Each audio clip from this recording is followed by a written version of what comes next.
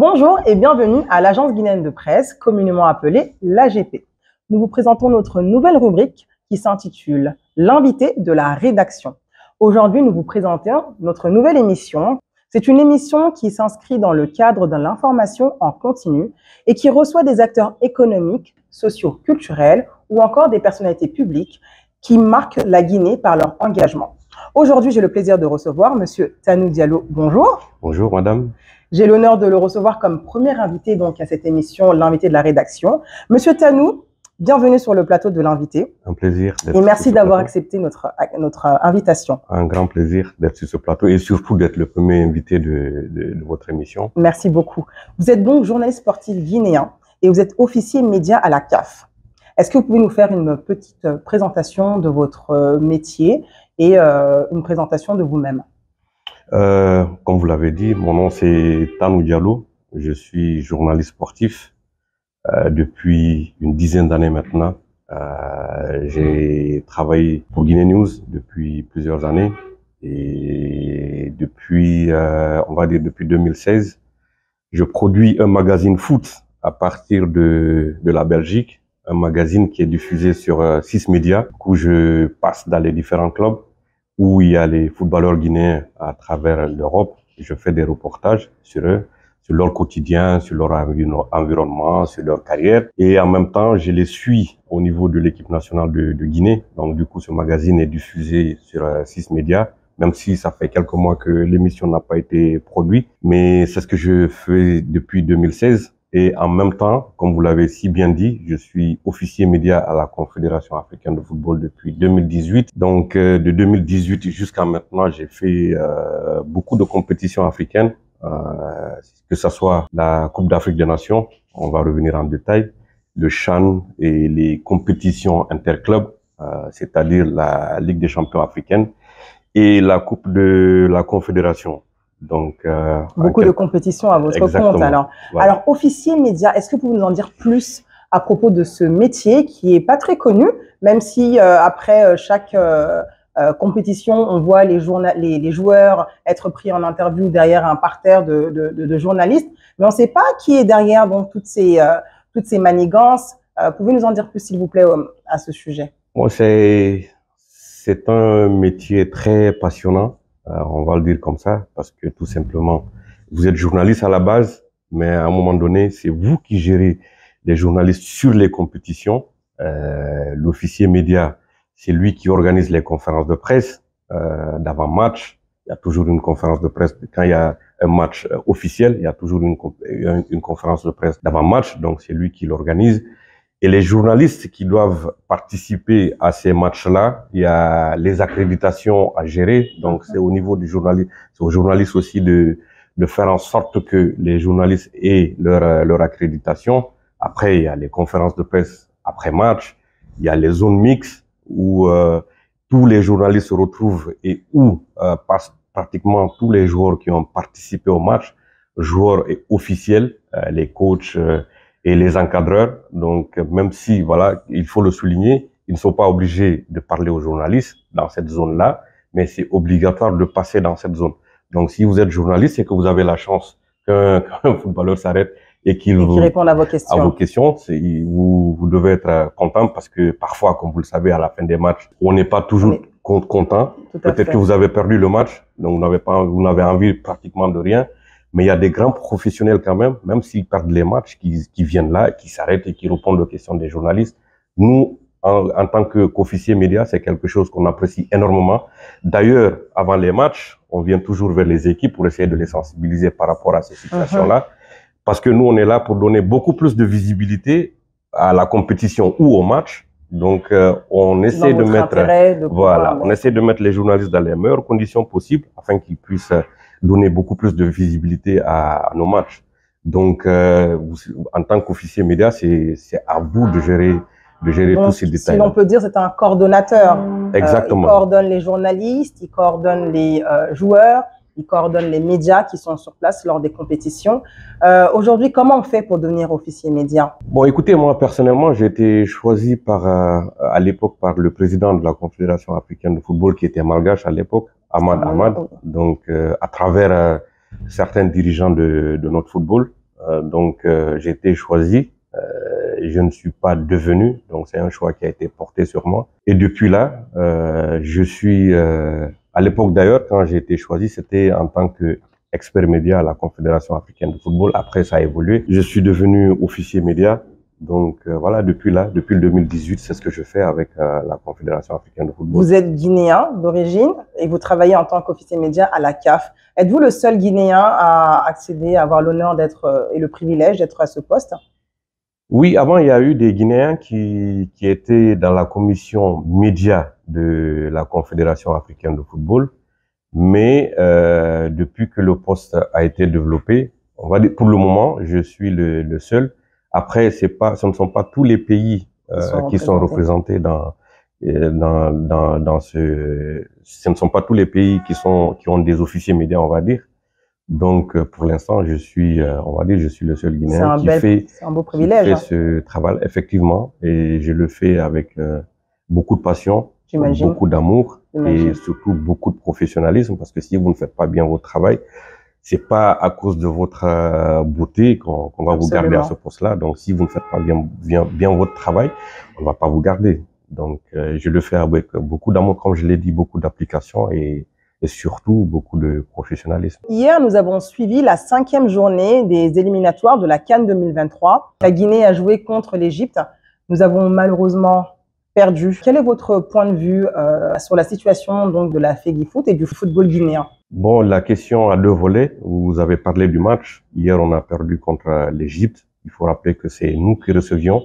En principe, le match devrait se jouer à Conakry, mais comme vous le savez, on n'a malheureusement pas un stade homologué en République de Guinée. Un seul stade, on n'en a pas, ce qui est très dommage. Malheureusement. Voilà, effectivement. Donc, du coup, on a reçu l'Égypte au Maroc, très loin de Conakry, très loin de chez nous, très loin de tous les supporters du Sidi national, très loin de toute la population guinéenne. C'est des choses qu'il faut corriger. En passant, il faut le dire, il faut que les gens s'y mettent pour qu'on ait un stade homologué afin qu'on puisse recevoir chez nous. C'est extrêmement important. C'est une question de fierté. C'est une question voilà. Il faut pas, on ne doit pas jouer nos matchs en tant qu'ailleurs. C'est pas possible. Vous pensez que nous sommes prêts à accueillir tout ce qui va avec des matchs de foot ici à l'interne en Guinée? Les matchs éliminatoires, oui. Aujourd'hui, c'est une compétition qu'on ne peut pas organiser. Une compétition de la CAF, on n'est pas à mesure parce qu'on n'a pas les infrastructures qu'il faut. Mais des matchs éliminatoires, des compétitions interclubs, on est à mesure de recevoir chez nous si on a un stade homologué, bien sûr. Parce que ça, c'est la base. Il faut voir qu'à cause du manque de stade homologué, l'Oroya de Conakry, qui avait été choisi parmi les 8 clubs africains pour participer à une nouvelle compétition de la CAF, qui est la Super League, le Oroya ne va pas participer parce que tout simplement, il n'y a pas de stade homologué en République de Guinée. Et pourtant, c'est une compétition qui est extrêmement importante, qui aurait pu rapporter beaucoup d'argent à ce club-là, mais par manque de stade homologué, l'une des conditions des organisateurs, c'est de jouer ces matchs à domicile. Donc, vu que le Oroya il n'y a pas un match homologué ici, du coup, on ne pourra pas jouer en Guinée. Donc, c'est quelque chose, c'est une anomalie qu'il faut corriger. On ne peut pas se permettre d'aller squatter ailleurs pour recevoir nos matchs. Absolument. Aujourd'hui, l'opinion publique a tout un tas de questionnements ou tout un tas d'émotions fortes au sujet du football guinéen. Nous avons eu tout récemment la visite des membres de la FIFA. Qu'est-ce que vous en pensez de cette visite en tant qu'officier média? La visite en tant que telle, elle était la bienvenue. Mais ce qui était plus important, c'est la détermination des autorités guinéennes à régler la crise au niveau de la Fédération guinéenne de football, parce que ces gens, ils auraient pu venir et les choses n'auraient pas pu avancer. Mais derrière, il y avait une détermination des autorités guinéennes pour mettre fin à la crise qui secoue la Fédération guinéenne de football depuis plusieurs mois. Donc, les autorités ont décidé d'y mettre fin. Et il y a eu une délégation de la CAF et de la FIFA qui est venue à Conakry, mais c'était juste pour constater ce qui se passe sur le terrain. Ce ne sont pas eux qui ont pris les décisions, mais c'est à l'interne que les gens se sont retrouvés, les gens se sont parlé, et on a mis balle à terre, on s'est entendu sur quelque chose, et à partir de maintenant, tous les points de désaccord ont été réglés, et je pense que dans les prochains jours, dans les prochaines semaines, Il y aura une assemblée générale pour adopter les nouveaux textes de la Fédération guinéenne de football, ce qui va déclencher le processus pour revenir à la normale. Parce que à partir du moment où on adopte les textes au niveau de la Fédération guinéenne de football, on va organiser des élections locales et aboutir à l'élection du nouveau bureau exécutif de la Fédération guinéenne de football. Parce que, tout simplement, actuellement, en quelque sorte, il y a une transition à la Fédération guinéenne de football parce que c'est un comité de normalisation qui est là-bas, c'est-à-dire des gens qui n'ont pas été élus, mais des gens qui ont été choisis. Donc, d'ici fin novembre, normalement, on devrait avoir un nouveau bureau à la Fédération guinéenne de football, un nouveau bureau et un nouveau président. Pouvons-nous donc espérer un renouveau dans le domaine footballistique en Guinée? J'espère qu'on ne va pas commettre les erreurs du passé, parce que on est pratiquement en perpétuelle crise. Le bureau exécutif a été élu après une autre transition. Il y avait eu un comité de normalisation. Donc, quelques années après, la crise a repris. Et là, actuellement, nous sommes encore dans la normalisation. C'est ce qu'il faut éviter. Donc, avant d'organiser ces élections-là, il faut s'assurer qu'on repart sur des bases solides, sur des très bonnes bases, pour éviter de commettre les erreurs du passé. Parce que tant que vous ne pouvez pas développer le football, tant que si vous êtes toujours en situation d'instabilité, c'est impossible de mettre en place des projets de développement pour faire avancer le football. C'est pratiquement impossible. Et avoir un bureau consensuel, un bureau dans lequel tout le monde se retrouve et avoir surtout des hommes compétents aussi dans ce bureau-là, parce que le plus souvent, chez nous, il y a beaucoup trop de copinage. Donc, il y a des gens qui se retrouvent dans ces bureaux-là, ils n'ont rien à chercher là. Qui n'ont pas les aptitudes. Voilà, qui ne vont pas délivrer. Et il faut trouver des gens qui seront capables de délivrer, des gens compétents qui pourront faire avancer notre football. Parce que si on refait les mêmes erreurs du passé, on repart sur des bases qui ne sont pas du tout solides, il ne faut pas être surpris de se retrouver encore dans les mêmes conditions 2 ans ou 3 ans plus tard.